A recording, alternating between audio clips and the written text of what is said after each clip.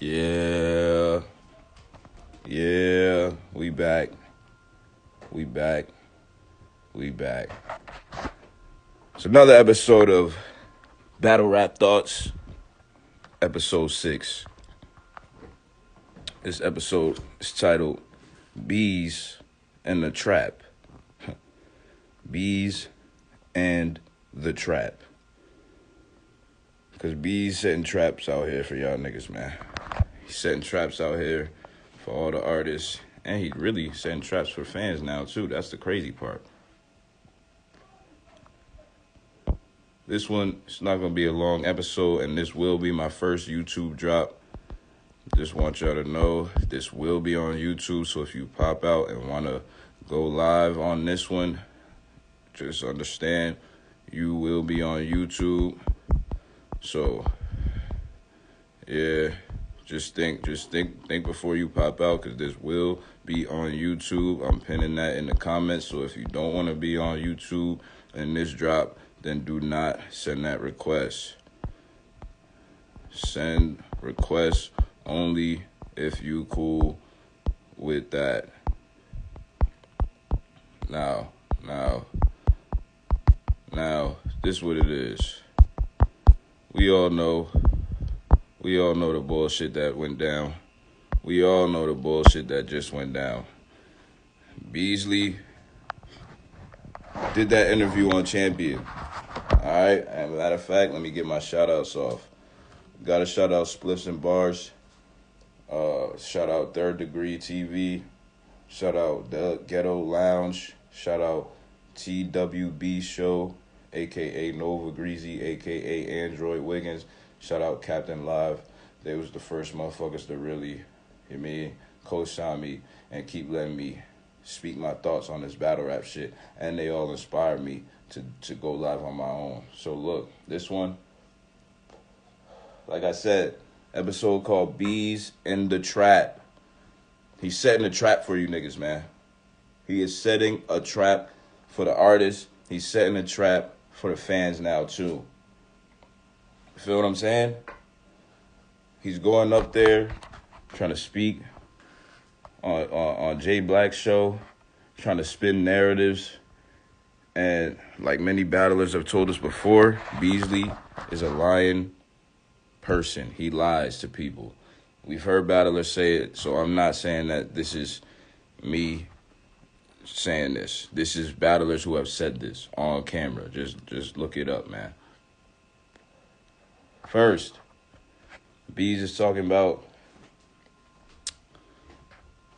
no stars have been created within the last however many years since they've left, since URL has left YouTube.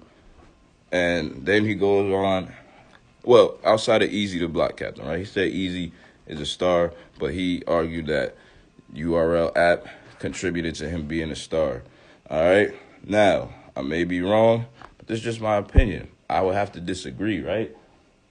Caffeine, Eazy being on caffeine helped him gain more notoriety. That's one. Two, Eazy did actually get help through YouTube because he did shit outside of URL on YouTube that helped push him further and further than some of these other artists who had the opportunity to get on caffeine at the same time as Eazy, but they didn't use their platform like Eazy did to expand his brand on YouTube. You feel what I'm saying?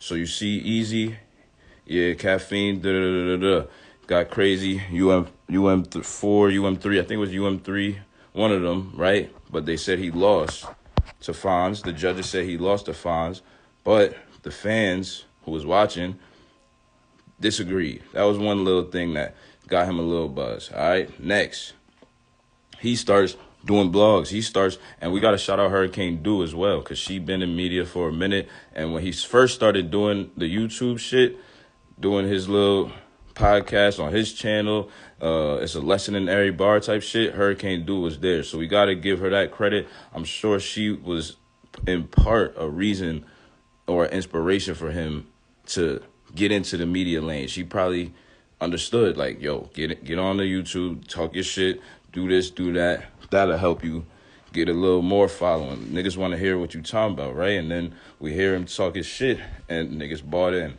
right? And those was on YouTube, facts. And that was on Caffeine too, facts.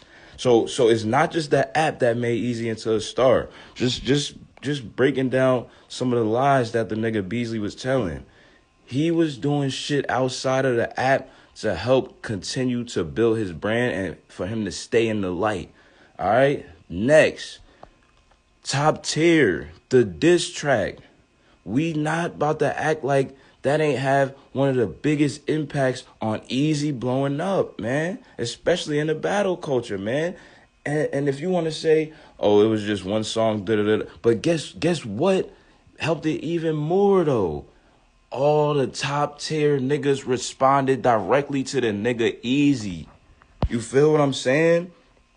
The nigga Lux, not Lux, but Rex and Mook, them niggas did a whole response. They called it God tier. Motherfucking Chess. To me, he probably had the best response. Maybe even the best. I think his track was even better than Eazy's, but that's not the point. Chess responded. Eazy, go get a bunch of niggas on the remix. Them niggas responded. Then a whole bunch of niggas is all throwing diss tracks around. And we still got to give credit to Cal, because WWE was actually the first diss track of them all. Right? We got to give credit to Cal as well, right? But then Eazy's response took off, and that ended up being the one that people try to say is the first one, even though it was actually a response to Cal, WWE shit. But regardless, neither here nor there, the fact is, Eazy was still using YouTube to help propel his name in this shit, man. It was not just the app. All right? So then we go and we look at the other names Beasley tried to mention and say, but then we got niggas like Real Sick, we got Fonz, we got this person and that person, shit like that. And nobody else's new artist type shit have a brand that even equals to them names. All right? Now, look, that may be true. That may be true. However, though, how many years have they been being built up at this point compared to when RBE realized, okay, let's now start signing niggas that RBE just started that type shit, the exclusive contract shit for building 1SKs and bricks or whatever you want to call it. They just started that in 2022.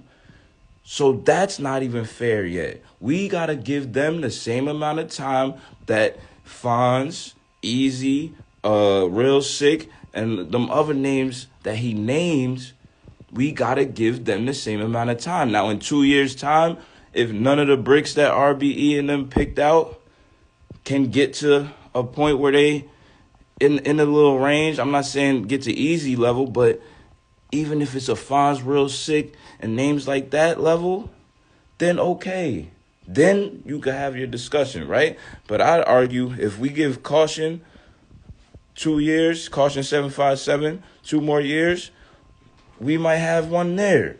We just got to give them the same amount of time. It's a false comparison, all right? And then the last one is Beasley was talking about how they offer niggas pay cuts to get their battles on YouTube. And this go back to the point I said where a lot of niggas who battle say Beasley be lying. Because what did we see after he said that? We saw a whole bunch of niggas pop out saying, I never received that. I never received that opportunity. Nobody asked me if I could take a pay cut and then get my battle to drop on a tube. There was a bunch of niggas saying that, man.